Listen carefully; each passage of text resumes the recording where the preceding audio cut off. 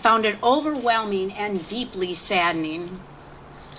The numbers nationally continued to rise, 200,000, 300, and so forth. I just couldn't wrap my head around the enormity of those numbers. I wanted to create something. I needed to create something that was physical, visual, and tangible. Something dimensionally interactive for the viewers. Something that would tell the story. That when we looked at it, the reality of the numbers would begin to soak in. And we would go, wow, that is an enormous number of lives lost. Each viewer will have their own personal interpretation and reaction to the COVID Ribbon Memorial. Maybe we ask, what can I do to be a responsible citizen of the world to help slow the spread of this highly contagious and sometimes deadly virus? What can I do to help our communities remember, grieve, and heal together? In a COVID world, many people died alone. Their families couldn't be with them, or they had to say goodbye to them on a phone or through a glass. They hadn't even been able to visit, or they hadn't been able to visit them in a long time. It's been hard to properly grieve, or even for families and friends to gather for funerals. I had a seed of an idea. In November, I found a ribbon product that I thought might work for what I envisioned. I wasn't sure I could tie hundreds of thousands of ribbons for the entire country, but I thought I could tie, at the time, the nearly 16,000 for the COVID deaths that happened in Florida at that time. So I went and I bought some ribbons and string, and I started tying. I thought, I think this is possible. Handed a bunch of it to my sister and I said, start tying. She started tying. And then over time, some of my friends, some of them that are here today, have joined in tying also. Now, 4 months later, the number of COVID deaths in Florida have more than doubled to about 33,000. And the COVID Ribbon Memorial Florida has grown to that number of colorful ribbons. When looking at the COVID Ribbon Memorial, remember that each one of those ribbons tied on, one at a time, represents a Florida life lost to COVID. And the COVID Ribbon Memorial of Florida now stretches 924 feet and over 3 football fields long. And with that summary of the COVID Ribbon Memorial, I would like to introduce St. Petersburg's Mayor Rick Kriseman. Since the beginning of this pandemic, Mayor Kriseman has been a thoughtful, proactive leader. He will be the first to tell you that public safety is job one. That is why he insisted on a quick response a year ago. Mayor Kriseman was one of the first to enact a mask mandate, social distancing, and other efforts to help fight the spread of COVID to keep St. Pete's citizens safe. Throughout this pandemic, he has remained vigilant in our fight against this virus. It is my honor and privilege to introduce Mayor Kriseman.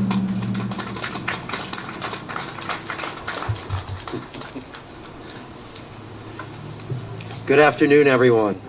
Thank you for that introduction. Thank you, Kathy, also for your leadership and for speaking out. Because of your vision, we can stand here and see in living color that the lives lost to COVID-19 aren't just statistics, they are real people. Friends, neighbors, colleagues, loved ones. I also want to take a brief moment to thank Hoeda Afan and everyone at the Morean Art Center for hosting us today. And to my friend Rabbi Weintraub, who we will hear from next, thank you for being with us today as well. To Kathy Flora, who lost her mom to COVID, I hope you know you have our deepest condolences. Now, I say this a lot and have said it a lot more over the course of this last year. As mayor, as Kathy said, public safety is job one for me. It is the most important job that I have as mayor. And it is why we were one of the first in this region at the beginning of this pandemic to implement emergency orders requiring businesses and residents to follow CDC guidelines. It is why I would still say today, even as we are seeing the vaccine being rolled out across Florida and across the country, this isn't over yet. In the past 5 days alone, there were 913 new cases in Pinellas County, 339 right here in St. Petersburg, and 7 more residents of Pinellas County lost their lives. So please, whether you've been vaccinated or not, wear your mask, wash your hands, maintain social distancing when you go out. Yes, we are closer to the end, but we are not there yet. And it still takes each one of us to keep one another safe. Now, I meet with my emergency operations team several times a week, and we go over a lot of statistics. Infection rates, hospitalization rates, testing rates, and now vaccination rates. There's a lot of data and a lot of information to process. And I don't think there's a better team in Florida than the one that I have at City Hall, but sometimes it can be easy to forget that those statistics, those numbers we go over on a chart and on spreadsheets, those numbers represent a person. They represent families, moms, dads, aunts and uncles, sons and daughters. You know, Kathy and I were talking about this a little earlier. What I think is so powerful about this ribbon memorial is, we tend to be a very visual society. You hear the numbers, but it doesn't register. That registers. Each one of these should register because that's a person, that's a life. That's somebody who was here that isn't here today. And when I see those numbers and see the numbers for those who have died here in Pinellas and St. Petersburg, it hurts my heart. When I hear people say this is no longer a threat to public health or safety, that they don't need to wear a mask anymore or keep socially distanced, it makes me angry. Because those who have died are our citizens. They are a part of our St. Petersburg family. And this virus has stolen them from us. So I am grateful for this beautiful ribbon memorial to honor and remember those who we have lost to this terrible virus. And I want to thank everyone for doing their part, not just to keep our fellow citizens safe, but to remember the lives we have lost to COVID-19 and to honor them in a way each of them deserves. So thank you all for being here. Thank you.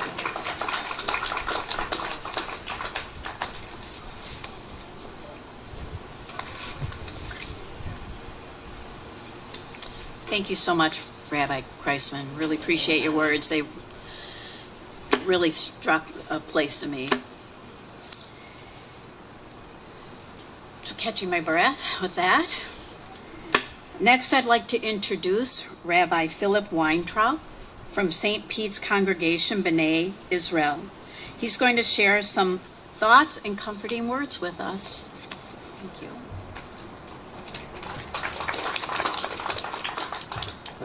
Thank you for this really incredible display. Art is so incredibly powerful because art turns the spiritual into the physical. Art helps us conceptualize and see the world in a different way. And in all of our different faith traditions, whatever we call ourselves, Jewish, Christian, Muslim, Buddhist, Hindu, Zoroastrian, it doesn't matter. In all of our faiths, the power of art is central. The power of art through word, the power of art through physical display. And what a blessing to be here on this beautiful day at the Morean Center of Clay and to see the work of so many other artists as well. So I wanted to share one of the oldest art forms, which is poetry from the book of Psalms. The 30th Psalm is one that in the Jewish tradition we recite each morning, speaking of our rededicating our house, rededicating our souls to find that place of peace once again. And it speaks of the psalmist as David, of someone who cried out to God, Adonai Elokai shivati elecha v'tarpa'eni. I cried out to you, God, and you healed me. You brought me down from the lowest place, preserved me from destruction. And it speaks of God as one whose anger is there for a moment, but love lasts for a lifetime. And the line that spoke to me in this moment, the line that comes back to me in so many different contexts, is that one may lie down weeping at night. We may cry at night, but joy comes in the morning. Be'erev yalin bechi, we cry at night. V'laboker rina. And in this moment, there has been so much loss. There has been so much weeping. And that weeping is 100% what we needed. Because we cannot deny our feelings. We cannot deny the loss of each and every one of these people. And as a rabbi, as someone who is used to being in the room with people, holding their hands, saying a prayer, to be kept out of those rooms, to be kept out of the hospital, to see families separated at the moment of loss, there is nothing that breaks my heart more. Each day when I find out another number, another person, it's terrible. There's no words to express that. And so I return to the psalmist and acknowledge that in time we will find that joy that comes in the morning. Laboker rina. The psalmist says that when I was troubled, I thought, nothing can ever bother me. I can't be shaken. But when God hid God's face, I was terrified. And ultimately, Shema Adonai v'chaneni Adonai azor li. Hear God, have mercy upon me. Be my help. Ozer li, be my help, God.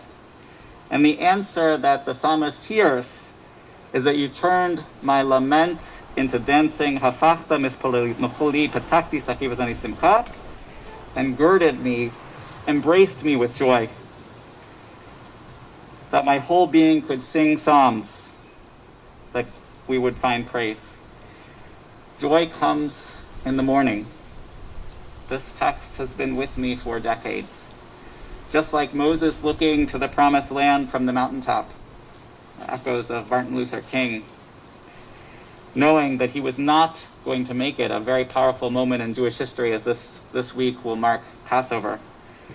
King David in this psalm is wishing to dedicate the temple to the Holy One, but knowing that he personally will not be there to finish the process. And at this moment, I think many of us may feel we're at that mountaintop. We see the promised land. We see more people getting vaccinated. We see more hope. But as Mayor Kriseman said, we're not there yet.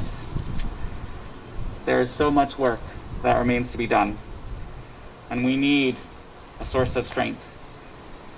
So my prayer for all of you, for all of us, is may the one that heals us all give us strength. Let us work so that we will see our laments turned into dancing. Let us work so that we can take off the clothes of mourning and sing with joy. And may we remember that weeping may last through the night, but that joy comes in the morning. Amen.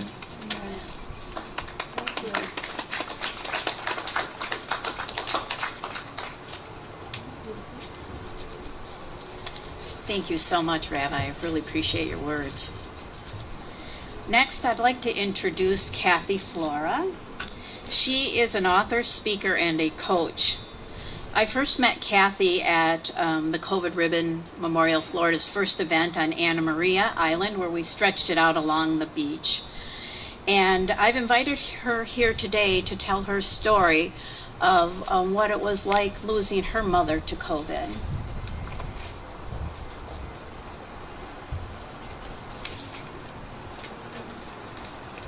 Thank you, Kathy. Thank you, Rabbi, for your awesome prayer. And Mayor Kriseman, I appreciate it. And the Morean Center, I appreciate being invited here today. I'm Kathy, too, with a K. But more importantly, this is Marcy MacArthur. or as I've come to affectionately call her now, my little mama. At 94, she was the matriarch of our large family, and we lost her April 28th, 2020, at 10 minutes to midnight. That night, our family joined your family in mourning. Let me tell you briefly about my mom. Marcy loved her family and her friends fiercely. She stayed connected with her friends from our many moves across the country, and she loved her grandchildren and her great-grandchildren. And even after she retired at age 75 from her profession, she loved it. It was her identity. She was an RN, trained just before the end of World War II, and she was a nurse to the core. And when age and memory issues affected some of her life, she never forgot who we were. She never lost her feistiness, her love of beautiful fashion, or her deep love of chocolate. She and Dad lived in the villages, and after my dad died 16 years ago, my husband Jim and I watched out for Mom. And eventually we helped her move to Sarasota where we could take care of more of her needs.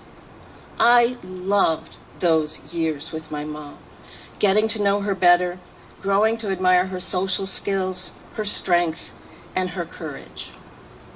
And the last 2 years of her life, as a result of us having to evacuate with Hurricane Irma, my sister and brother-in-law in Indiana took her in and helped her get settled in a memory care facility there.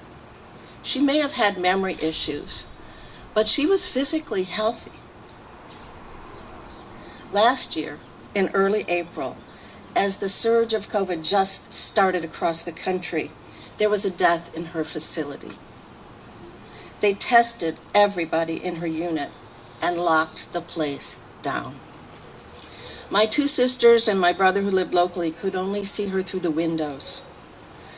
And she didn't look like herself. Not at all. And very soon we found out why. Right around April 15th, she was diagnosed with COVID. And COVID never affected her lungs. It took something in her brain. It hollowed her out. It robbed her of her speech and of her movement. Hospice came in, but she was never hospitalized. Two of my sisters, one a nurse and the other a social worker, were convinced the organization, the facility, to let them come in to sit with her, as long as they brought their own PPE, because there wasn't enough. So my brother-in-law made face shields out of some kind of placemats, and they used the cotton mask that we all had been sewing, and they went in and they sat vigil with my mom.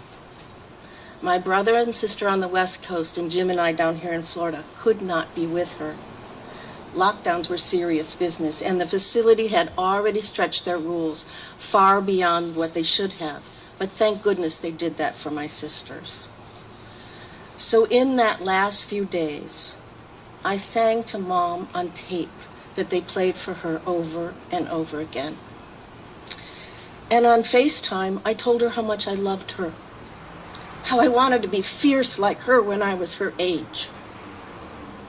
And I was able to tell her not to be afraid, that God would welcome her along with her sisters and her brother and her own mom and dad. And then I said goodbye. She tried to speak, so I know she heard me, but COVID had robbed her of her words.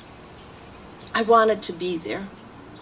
I wanted to walk my mama all the way home, but it was not to be. So just like many of you, that screen replaced that last hug goodbye. That night, 10 minutes after my sisters left for the evening, our mom left us. She was gone. We held a celebration of life on Zoom, with our family scattered all across the country, trying our best to honor her and console each other virtually. That was early May.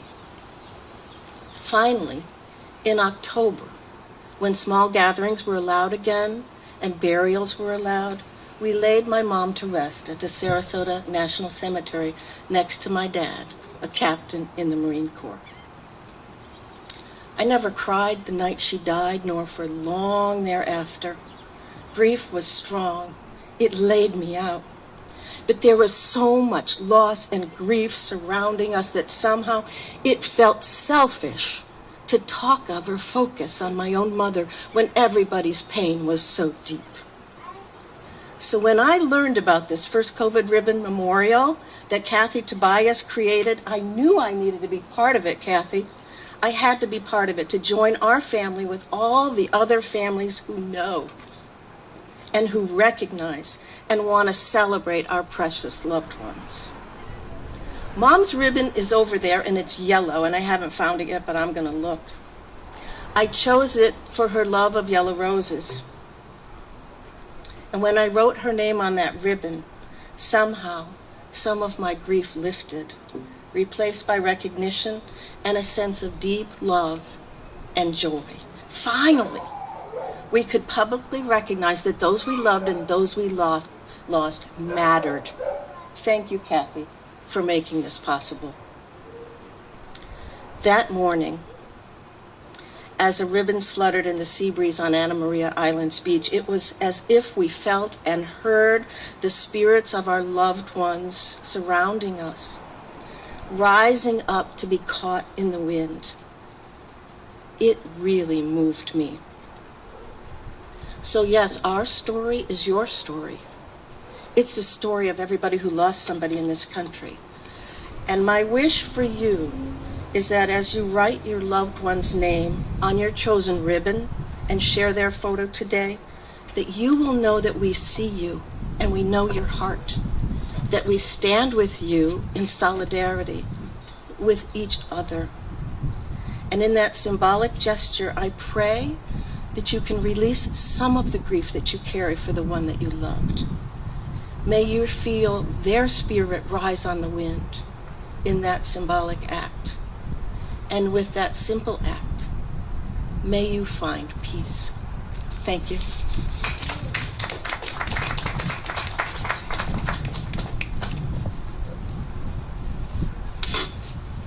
Thank you, Kathy, so much for sharing your personal story, and I'm so very deeply sorry for your loss. We have one more thing to do, and my friend Lucy Canson, you come up here. She has been tying ribbons and helping out tremendously, of which I appreciate. And I thought she's going to read a poem that I thought was very fitting for remembering.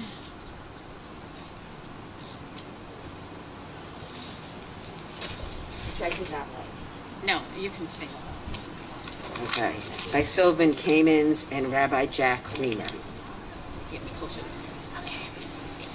At the rising sun and at its going down, we remember them.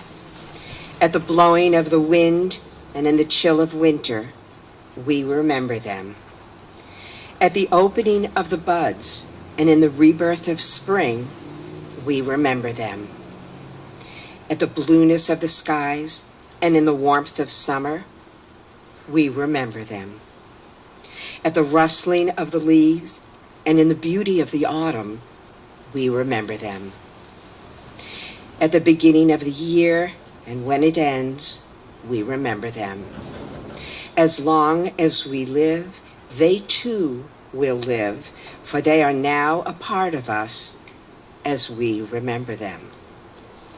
When we are weary and in need of strength, we remember them. When we are lost and sick at heart, we remember them.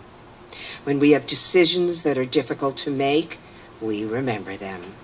When we have joy we crave to share, we remember them. When we have achievements that are based on theirs, we remember them. For as long as we live, they too will live. For they are now a part of us as we remember them. Beautiful. Thank you.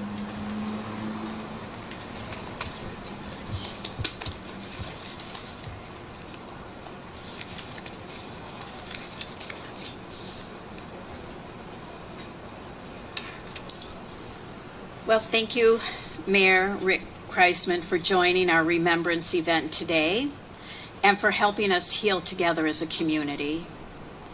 And thank you, Rabbi and Kathy, for your poignant and comforting words that you've shared with us today. We invite anybody that hasn't been able to go over and see the COVID Ribbon Memorial. It's best seen on the sidewalk sign. We have permanent markers here if you want to write a name of your lost loved one to COVID. And we did tell people if they wanted to bring a picture, a small picture, we would hang it among the ribbons, laminate and hang them. And if you want to keep up with the COVID Ribbon Memorial story, follow us on Facebook or Instagram or Twitter and see what's happening. And if you post pictures, which we would love to see, just tag them at COVID Ribbon Memorial. And last but not least at all, I want to thank the Morean Center for your generosity in providing a place for the COVID Ribbon Memorial during the month of March. And a special thanks to Robin McGowan, Director of Marketing and Strategic Partnerships, Sarah Aldrich in Social Media Marketing, Beth Reynolds, Manager of Community and Digital Engagement, and Valerie Scott Knutz, Director of the Center for Clay, for hosting the COVID Ribbon Memorial. Thank you so much. We really appreciate it. And thank you all for coming. We really appreciate it. Thank you. Thank you all. Thank you. Anybody else have anything they'd like to share? Feel free.